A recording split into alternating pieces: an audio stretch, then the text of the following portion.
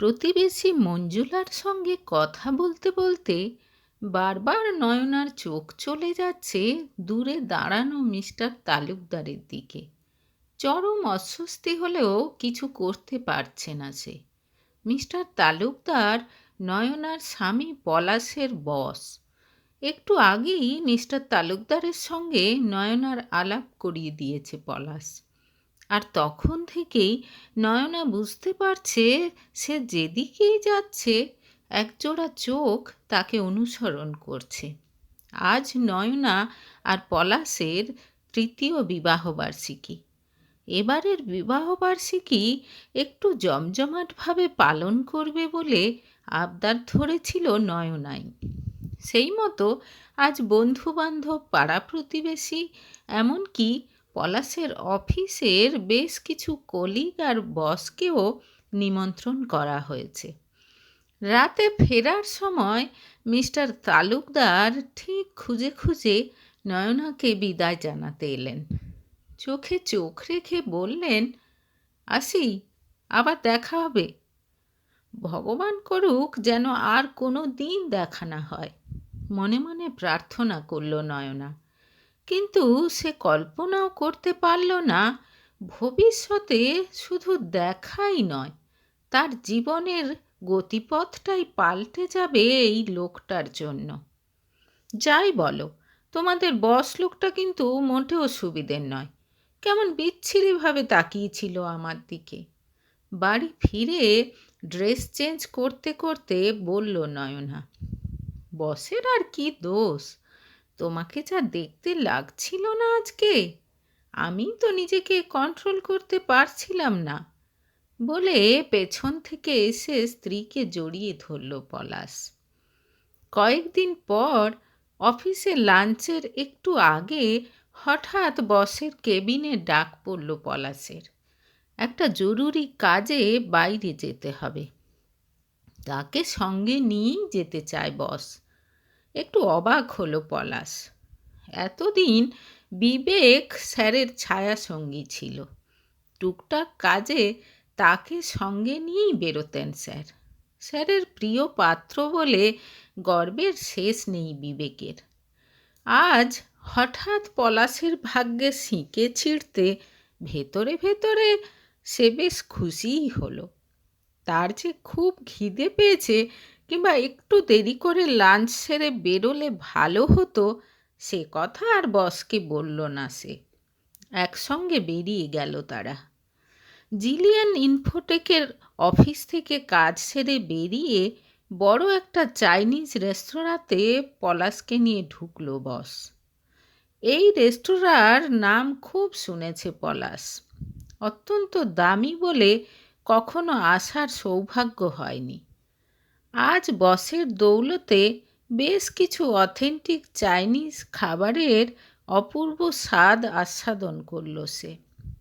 খাওয়ার পর আবার বসের গাড়িতে চেপে অফিসে ফিরে এসে সে বুঝতে পারল বিবেক আর বাকিরা অবাক চোখে তাকে দেখছে। তাদের চোখে মুখের কৌতূহল আর ঈর্ষা বেশ উপভোগ করল পলাশ। 2-3 দিন পর অফিসে লাঞ্চ করবে বলে সবে বসেছে পলাশ। পোলাও আর আলুর দম বানিয়ে দিয়েছে নয়না। হঠাৎ সেখানে এসে হাজির হলেন তার বস। কি এনেছো আজ? হেসে জিজ্ঞেস করলেন তিনি। এই তো স্যার, পোলাও আর আলুর দম। পোলাও আমার ভীষণ প্রিয়। আসুন না স্যার, একটু খেয়ে দেখুন। মুখে বললেও পলাশ ভালো করেই জানে স্যার কখনো তার লাঞ্চ বক্স থেকে নিয়ে খাবার খাবেন না। কিন্তু তাকে একেবারে অবাক করে দিয়ে তার সামনে বসে পড়লেন মিস্টার তালুকদার। নিজের লাঞ্চ বক্সটা তার দিকে এগিয়ে দিল পলাশ। অসাধারণ, অপূর্ব, কতদিন এরকম রান্না খাইনি। এরকম নানা কথা বলতে বলতে খেতে শুরু করে দিলেন বস। কিছুক্ষণ পর খাওয়া থামিয়ে জিজ্ঞেস করলেন, কে রান্না করেছে? আমার স্ত্রী নয়না, গর্বের সঙ্গে উত্তর দিল Palash. She is just amazing. You are so lucky Palash, বললেন বস। খুব সহজভাবে বললেও কথাটা পলাশের বুকে খট করে লাগলো। নয়না ঠিকই বলেছিল। নয়নাকে সত্যিই পছন্দ হয়েছে বসের, আর সেজন্যই পলাশের সঙ্গে ভাব জমানোর চেষ্টা করছেন তিনি। খুশি হওয়া উচিত নাকি রাগ করা উচিত ঠিক বুঝে উঠতে পারল না পলাশ। খুব সাবধান কিন্তু, লোকটাকে আমার বিশেষ সুবিধের মনে হচ্ছে না, রাতে সব শুনে বলল নয়না। আরে সাবধান হওয়ার কি আছে, তোমাকে দেখে হয়তো ভালো লেগেছে তাই প্রশংসা করছে, তোমার তো খুশি হওয়া উচিত, বলল পলাশ। বরের কথা শুনে খুশি হতে পারল না নয়না। মুখ বাঁকিয়ে রান্নাঘরে চলে গেল। ধীরে ধীরে পলাশ বুঝতে পারল বসের সুনজর তার উপর পড়েছে। যে প্রজেক্টে তাকে নেওয়ার কথাই নয় সেই প্রজেক্টেও তাকে ঢুকিয়ে দিলেন বস। ভালো করে সব কিছু শিখে নিতে নির্দেশ দিলেন। মনে মনে খুব খুশি হলো পলাশ। ভালো করে কাজ করতে লাগলো। এত বড় একটা প্রজেক্টে কাজের এক্সপিরিয়েন্স যে তার সিভিতে বেশ একটা ভ্যালু অ্যাড করবে সেটা সে বিলক্ষণ জানে। ভবিষ্যতে বড় কোনো কোম্পানিতে জয়েন করতে অসুবিধে হবে না তার। মন মেজাজ আজকাল তাই বেশ ভালো থাকে তার। স্যারকে একদিন নেমন্তন্ন করে খাওয়ালে কেমন হয়? স্ত্রীর সামনে একদিন প্রস্তাব রাখল পলাশ। কি দরকার, একটুও পছন্দ নয় আমার লোকটাকে, বিরক্ত হয়ে বলল নয়না। সঙ্গে সঙ্গে রেগে গেল পলাশ। তার মতে নয়না নেহাতি ছেলে মানুষই করছে।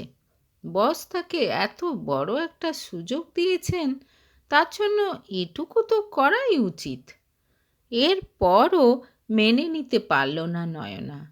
এবার তাচ্ছিল্যের হাসি হেসে পলাশ বলল, তুমি কি ভেবেছ বসের মতো অত বড় একটা লোক তোমার মতো সামান্য একটা মেয়ের জন্য এরকম করছে?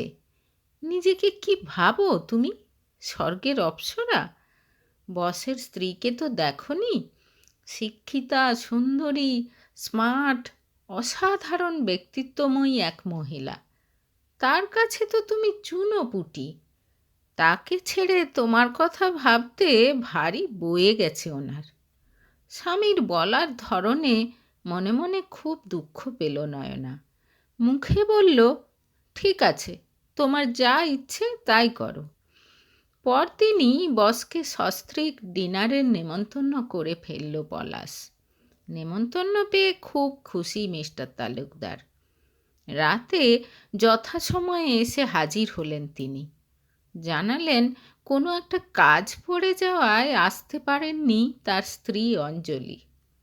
কফি খেয়ে খানিকক্ষণ গল্প করার পর ডিনার খেতে বসলেন তিনি।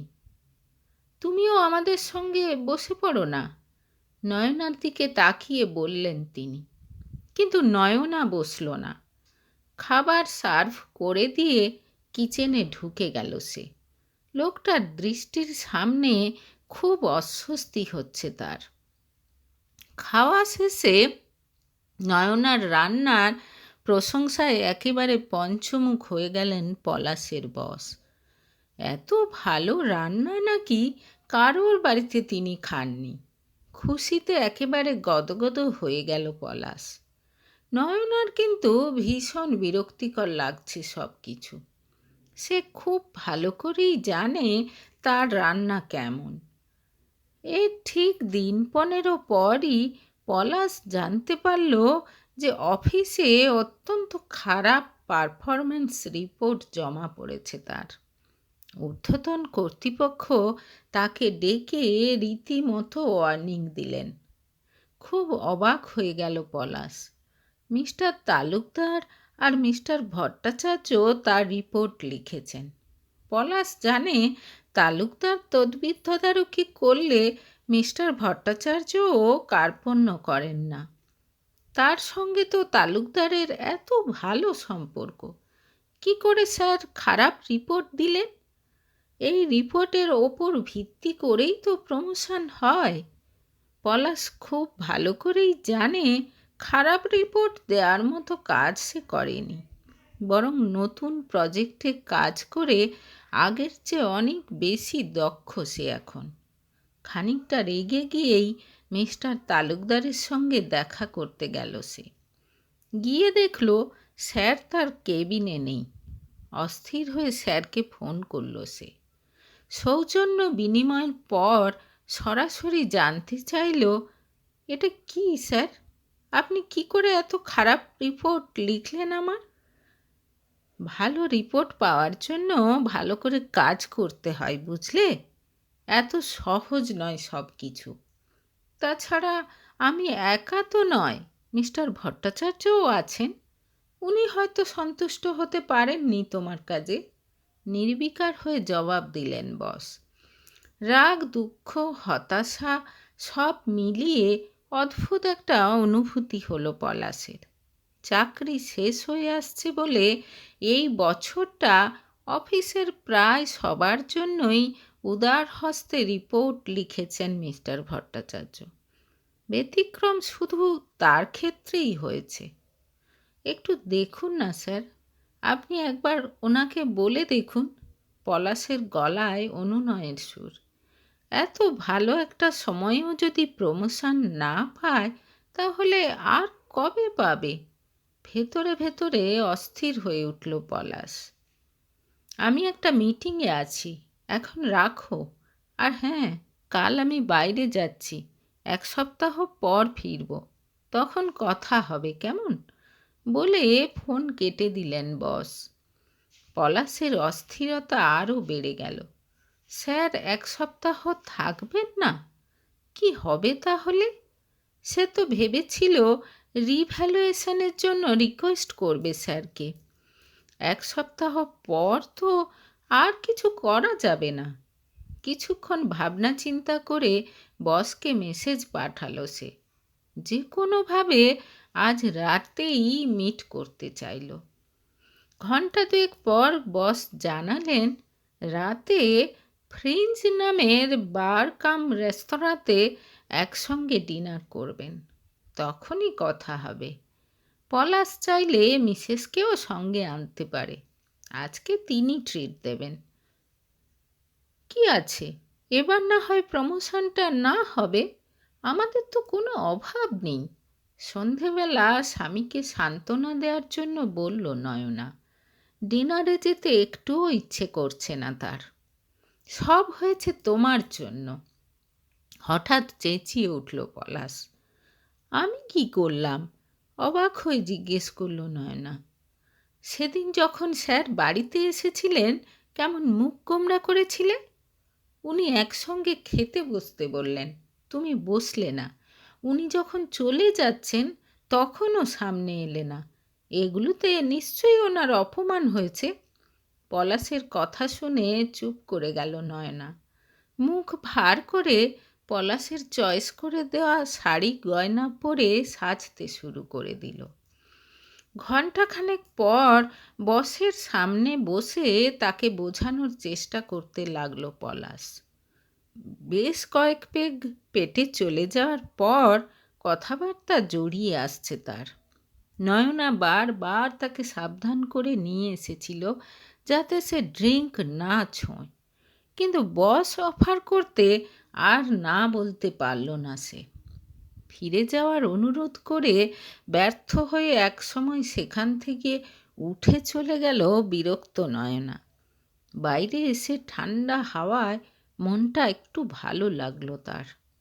এদিকে ঠিক সেই সময় পলাশের কাছে একটা প্রস্তাব রাখলেন তার বস। এক রাতের জন্য হলেও নয়নাকে তার চাই। জানালেন নয়নাকে প্রথম দেখেই তার জন্য পাগল হয়ে গেছেন তিনি। পলাশ যদি একবার তার ইচ্ছে পূরণ করে দেয় তাহলে পলাশের প্রমোশন কেউ আটকাতে পারবে না। বসের কথায় রাজি হয়ে গেল পলাশ। তার এখন যা মানসিক অবস্থা তাতে শুধু নয়না কেন, বস চাঁদ চাইলেও পেড়ে আনার চেষ্টা করত সে। রাতে বাড়ি ফিরে অন্যদিকে মুখ ঘুরিয়ে শুয়েছিল নয়না। রাগে এখনো গাড়িরই করছে তার। ধীরে ধীরে তার কাছে সরে এসে তাকে জড়িয়ে ধরল পলাশ। যেমন করে হোক নয়নার রাগ ভাঙাতে হবে। বস কালই মুম্বাই যাচ্ছেন। প্ল্যান মাফিক নয়নাকে নিয়ে পলাশও দুদিন পর রওনা দেবে মুম্বাইয়ের উদ্দেশ্যে। টিকিট কেটে পাঠিয়ে দেবেন বস। বাকি প্ল্যান পরে জানাবেন তিনি। নিজের শহরে অনেক রিস্ক। স্ত্রী অঞ্জলির নেটওয়ার্ক খুব সাংঘাতিক। তাই মায়ানগরীতে গিয়েই একাত্ম হবেন তার স্বপ্ন সুন্দরীর সঙ্গে।